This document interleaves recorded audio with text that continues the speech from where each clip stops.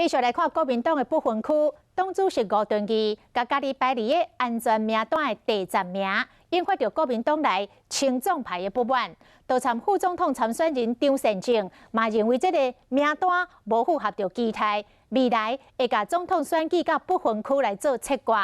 台北市议员罗志强等人昨暝嘛到国民党部静坐抗议。吴敦义早起专工去探视这抗议的议员，态度也是正坚定，讲这个不分区立委的名单无法度做到，互每一个人拢满意。讲中常会已经通过，无法度调整咯。国民党少年世代议员伫中央党部前静坐抗议，因为不满国民党主席吴敦义将家己列入不分区的立委。中常会已经通过，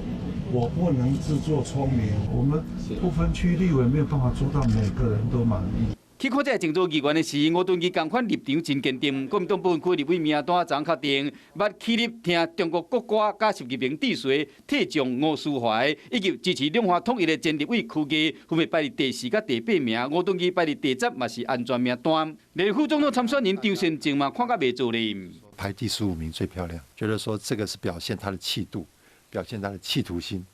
这个是漂亮的单子，但是现在就没有到第15名了。总统选举跟不分区这个，我们就把它切割，不要被不分区名单的这个好坏影响到大家去继续打拼。应该要有青年的代表，那这一点我们非常的遗憾。对于不分区的名单，党中央可能要把战略思维跟大家说明得更清楚。顶倒是现任不分区立委代表新创的柯友仁甲新住民的林立贤，两位新住民代表排伫名单的后半段，和国民党放弃啊。我还有好多的任务还没有完成，所以当然是有一点遗憾。有2位新移民的代表没有在安全名单里面，